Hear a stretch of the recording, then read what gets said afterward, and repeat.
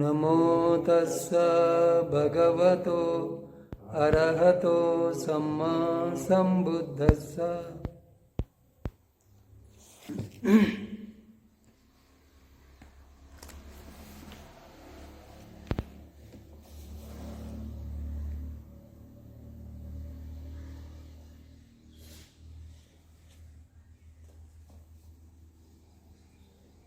బుద్ధచర్యలో మనము ధమ్మచేతియ సూత్రాన్ని గురించి చెప్పుకుంటూ ఉన్నాం. ఇందులో కోసలరాజు ప్రసేనజిత్తు బుద్ధుణ్ణి దర్శించుకొని ఆయన పట్ల గొప్ప గౌరవాన్ని చూపిస్తాడు. ఎందుకు ఇంత గౌరవాన్ని చూపిస్తున్నావు, ఇంత ఆదరభావాన్ని చూపిస్తున్నావు ఈ శరీరం మీద అని అంటే అందుకు కారణాలని చెబుతూ ఉన్నాడు ఈ కోసలరాజు ప్రసేనజిత్తు.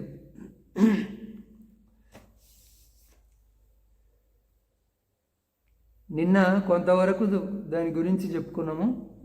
దాన్ని ఇంకా కొనసాగిస్తూ ఆ రాజు ఇట్లా అంటూ ఉన్నాడు, ఇంకా బంతే ఇక్కడ వెంట్రుక పొరలను విడదీయగల జ్ఞానంతో పరవాదాలను తెలుసుకునే నిపుణులైన కొందరు క్షత్రియ పండితులను చూస్తాను. తమ ప్రజ్ఞతో వారు పరుల అభిప్రాయాలను చిన్నాభిన్నం చేస్తూ ఉంటారు. వారు శ్రమణ గౌతముడు ఫలానా గ్రామానికి లేదా పట్టణానికి రానున్నాడని వింటారు. విని మనం శ్రమణ గౌతముని వద్దకు పోయి ఈ ప్రశ్నను అడుగుదాము అని గుర్తుపెట్టుకుంటారు. మనం ఇలా అడిగితే ఆయన ఈ విధంగా దానికి సమాధానం చెప్తాడు.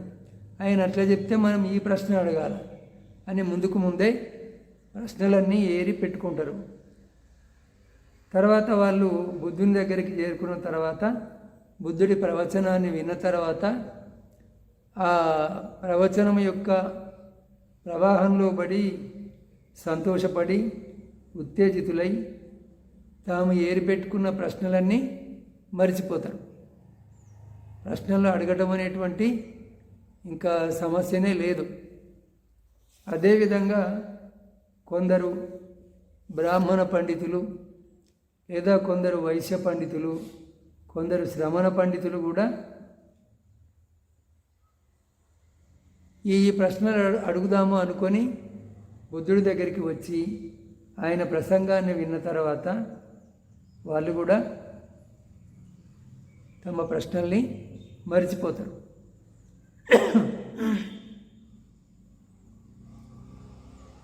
ఇక వారు ఏ వాదాన్ని ఆరోపిస్తారు? వారు ఇంటిని విడిచి అనగారికులుగా ప్రవ్రజ్య తీసుకోవడానికి భగవానుని యాచిస్తారు. వారిని భగవానుడు ప్రవ్రజింపజేస్తాడు. వారు అలా భిక్షుదీక్షను తీసుకొని ఒంటరిగా ఉంటూ జాగ్రత్తగా సాధన చేస్తూ ప్రయత్నశీలురై కొద్ది కాలంలోనే దేనికోసము కులపుత్రులు ఇంటిని వదిలి అనగారికులుగా ప్రవ్రజిస్తారో ఆ సాటిలేని బ్రహ్మచర్య ఫలాన్ని, ప్రత్యక్ష జ్ఞానాలను ఈ జన్మలోనే స్వయంగా సాక్షాత్కరించుకొని పొంది విహరిస్తారు. ఆ విధంగా ప్రశ్నలు అడుగుదామని వచ్చినటువంటి వారు బుద్ధుడి యొక్క ప్రవచనాన్ని విన్న తర్వాత తమ ప్రశ్నలనే మరిచిపోయి ఆయన దగ్గర ప్రవ్రజ్ఞ తీసుకొని, ముఖ్యంగా శ్రమణ పండితులు ఆయన దగ్గర ప్రవ్రజ్ఞ తీసుకొని సాధన చేసి కొద్ది కాలంలోనే నిర్వాణాన్ని అంటే జీవన్ముక్తిని సాధించుకుంటారు. బతికి ఉన్నప్పుడే దుఃఖం నుంచి విముక్తిని పొందడం. అప్పుడు వారు ఏమంటారంటే, అయ్యో మేము ఇంతవరకు శ్రమణులం కాకుండానే శ్రమణులమని, బ్రాహ్మణులం కాకుండానే బ్రాహ్మణులమని, అర్హతులం కాకుండానే అర్హతులమని చెప్పుకున్నాము. ఇప్పుడు కదా మనము శ్రమణులము, ఇప్పుడు కదా మనము బ్రాహ్మణులము, ఇప్పుడు కదా మనము అర్హతులము అని అంటారు. ఇంతవరకు మేము భిక్షువులు కాకుండా అంటే సాధువులు సన్యాసులు కాకుండానే సన్యాసులము అని గొప్పలు చెప్పుకున్నాము, ముక్తులు కాకుండానే ముక్తులము అని చెప్పుకున్నాము. కానీ ఇప్పుడు కదా మేము నిజమైన సాధువులము, తర్వాత అంటే శ్రమణులు, తర్వాత ముక్తులమైనము అని సంతోషపడతారు.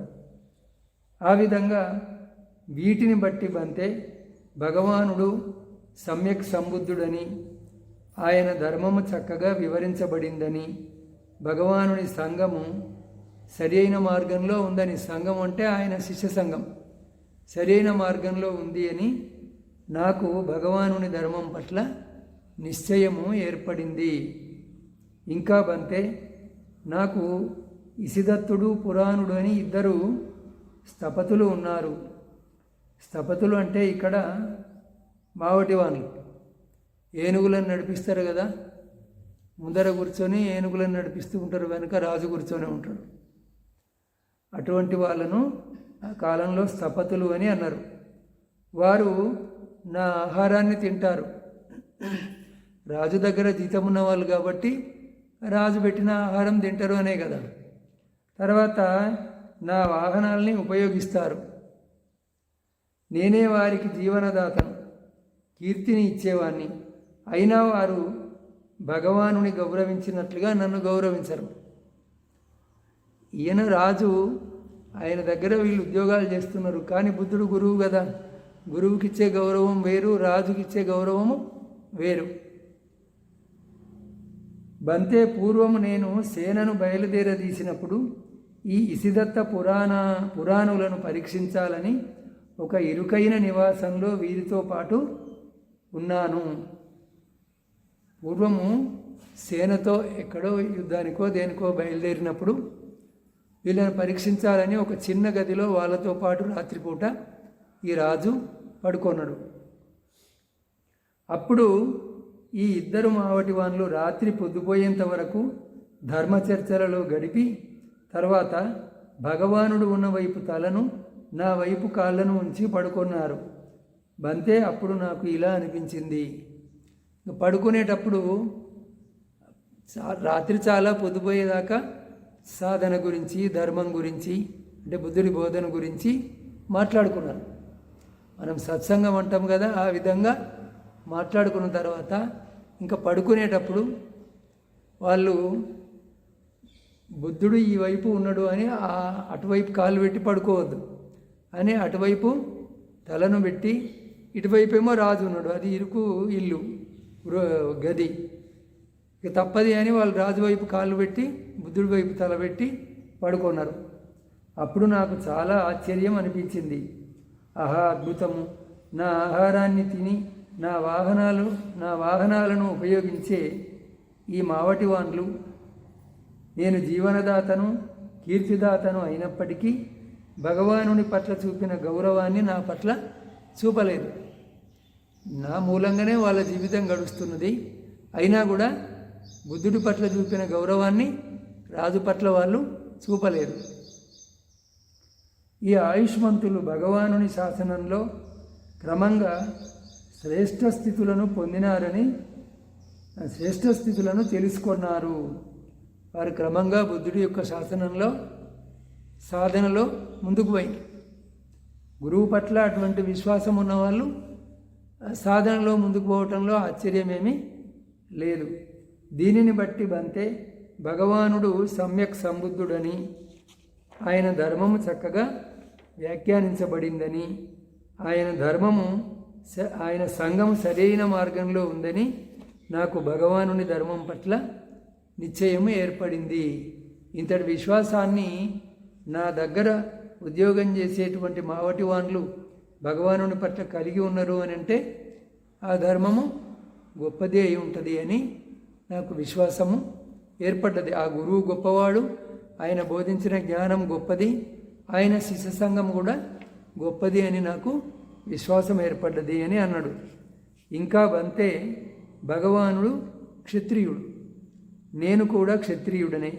భగవానుడు కోసల దేశస్థుడు, నేను కూడా కోసల దేశస్థుడనే. భగవానుడు 80 సంవత్సరాల వాడు, అంటే బుద్ధుడికి అది 80వ ఏడు, 80 ఏండ్లు వచ్చినాయి బుద్ధుడికి అప్పటికి. అంటే అదే ఆయన జీవితంలో చివరి సంవత్సరం. అదే సంవత్సరంలో శరీరాన్ని వదిలిపెడతాడు బుద్ధుడు. అదే వైశాఖ పౌర్ణమి నాడు కుశీనగరంలో. భగవానుడు కోసలవాసి, నేను 80 సంవత్సరాల వాడను, ఇది చాలదా బంతే? భగవానుడి పట్ల గొప్ప గౌరవాన్ని, గొప్ప మిత్రత్వాన్ని చూపడానికి బంతే ఇక వెళ్తాము, మాకు చేయవలసిన పని చాలా ఉంది అని ఈ రాజు బుద్ధునితో అన్నాడు. అప్పుడు బుద్ధుడు, మహారాజా నీకు తోచినట్లు చేయు అన్నాడు. అప్పుడు కోసలరాజు పసేనది ఆసనం నుండి లేచి భగవానునికి నమస్కరించి ప్రదక్షిణగా తిరిగి వెళ్ళిపోయాడు. ప్రదక్షిణగా తిరిగి వెళ్ళిపోవటం ఎందుకు అంటే భగవానునికి వీపు చూపొద్దు అని. ఇట్లా తిరిగి కుడివైపు నుంచి ఇటు వెళ్ళిపోవటం. మన వాళ్ళు ఇట్లా మొక్కి ఇటు తిరుగుతారు కదా వెంటనే. అట్లా కాకుండా పూర్వకాలం యొక్క ఆచారం పద్ధతులు అవి. ఆ విధంగా ప్రదక్షిణగా తిరిగి వెళ్ళిపోయిండు. కోసలరాజు పసేనది వెళ్ళిన కొంతసేపటికి భగవానుడు భిక్షువులను సంబోధించి, భిక్షువులారా, కోసలరాజు ప్రసేనజిత్తు వెళ్తూ పలికిన ఈ ధర్మచైత్యాలను గ్రహించండి, ఆ ధర్మచైత్యాలను నేర్చుకోండి, గుర్తుంచుకోండి. అవి అర్థసహితాలైన ధర్మచైత్యాలు, ఆది బ్రహ్మచర్యానికి మూలాలు అన్నాడు. ఆయన ఏ మంచి లక్షణాలని చూసినా నేను బుద్ధునిలో, ధర్మంలో, సంఘంలో అన్నాడో వాటిని అందరూ గుర్తుంచుకోవాలా. అవి ఈ భిక్షు జీవితానికి ఆరంభంలో అందరికీ బాగా ఉపయోగపడతాయి అని చెప్పిండు. భగవానుడు ఇలా అన్నాడు. సంతోషంతో భిక్షువులు భగవానుని మాటలను అభినందించారు. భగవానుడు ఇట్లా చెప్పిన తర్వాత ఆ భిక్షువులు సంతోషంతో ఆయన మాటల్ని మెచ్చుకున్నారు. మెచ్చుకున్నారంటే ఏమిటి? సాధు సాధు అని అనటం. ఇది అంతా, ఈ సూత్రం అంతా చెప్పింది ఎవరు? బుద్ధుడు కాదు, రాజు ప్రసేనజిత్తే మాట్లాడిండు మొత్తము. చివరిలో బుద్ధుడు ఇవి భిక్షు జీవితం గడిపే వాళ్లకు ఆరంభంలో చాలా ఉపయోగపడతాయి, అందరూ వీటిని గుర్తుంచుకోండి అని అన్నాడు. అది ఈరోజు ఇక్కడికి చాలు.